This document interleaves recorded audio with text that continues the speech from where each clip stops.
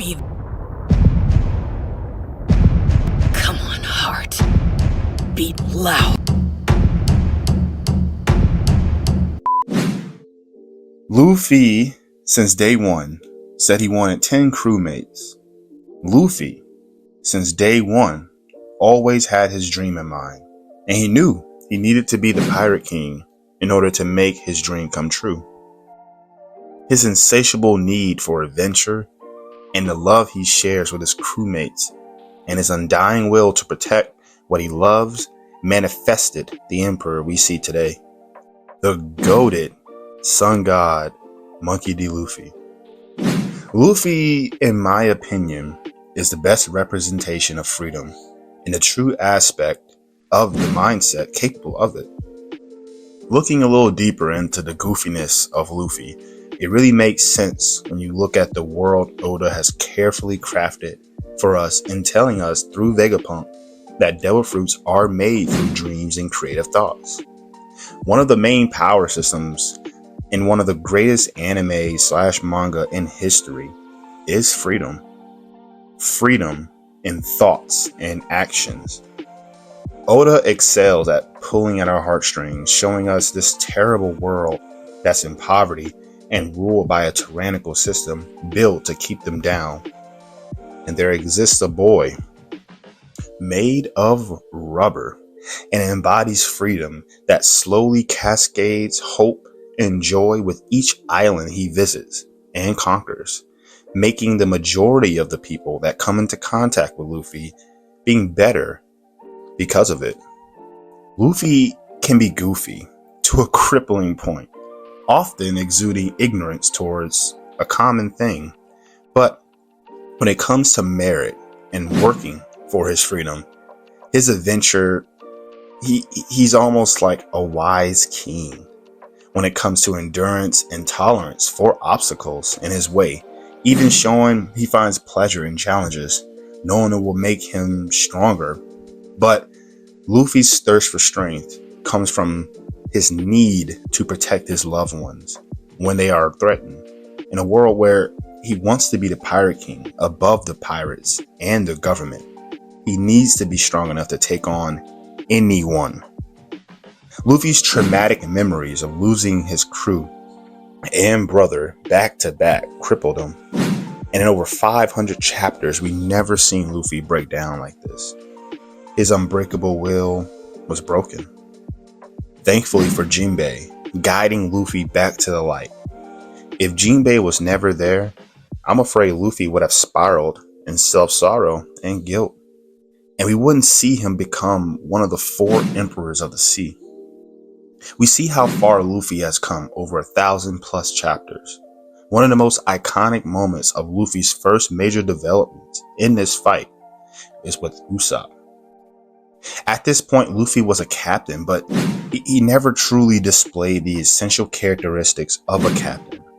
Luffy was just a goofy, strong guy that beat the strongest guy on the island. But after this fight with Usopp, he realized when he was crying and talking to Zoro, saying how hard it was to make the tough decisions, with Zoro telling him that's the burden and responsibility of a captain. But after this, Luffy really showed signs of maturing into his captain role. So by the time Luffy was fighting Lucci and realizing how vital his role is as the captain, and if he didn't defeat Lucci, he would kill his entire crew. Luffy was forced to push past his limits and use every ounce of strength he had to barely beat Lucci until he couldn't move anymore, and Robin and his crew assisted him. Even the Going Merry was pushed by Luffy's determination to keep pushing. She was able to take the crew on one more voyage before she was burned in a ceremony saying goodbye. That was so sad, man. By the time we see Luffy, after the time skip, he was already going through hell, trying to get his brother Ace, sacrificing years and years of his life to have the chance to save Ace. And when he failed, Luffy was forced to adapt to major losses and find a new inspiration to become so strong that Nothing can take what he loves. After the time skip, Luffy was still the same goofy Luffy with noticeable differences, such as his conqueror's haki. That's his king's will. Luffy, now being conscious of this ability, changed Luffy to acting like a king when he needs to be serious. Luffy now displays the ability to delegate and tell his crew to go on doing certain things based on their strength. Luffy was showing all his growth island to island, like Punk Hazard, Dressrosa, Whole Cake Island, and the last arc, Wano. By the time Luffy was fighting Kaido, with the entire nation and his crew relying on him to defeat the undefeatable Kaido. And after being defeated more times in his time with Crocodile, Luffy lost to Kaido 4 times in a major way. But this allowed Luffy to push himself even further than his fight with Luffy, propelling Luffy to Emperor status. When he awakened his Devil Fruit after his heart stopped, after another long battle, after his awakening, Luffy finally defeated Kaido with his strongest attack yet, the Bajrang Gun, a conqueror's haki infused island-sized punch to plummet Kaido to the center of the planet, bathing in lava till this day. With his Gear 5 reveal, we see Luffy near limitless potential when he can make his personality his weapon.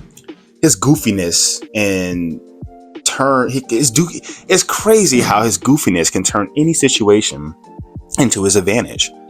Luffy, being the sun god of legends, the man that would save the world, was perfect for Monkey D. Luffy.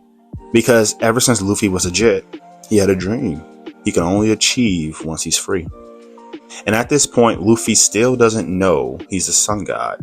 And when he does, he will be even more of a threat.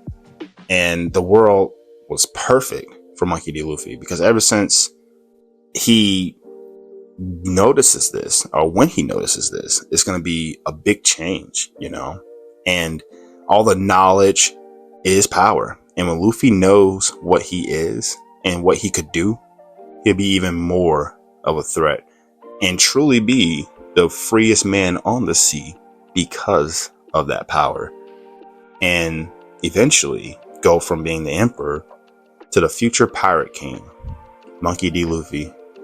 You know what, man? Y'all have a nice day, and leave a comment yapping about what you want and any other video ideas you want to see. Peace.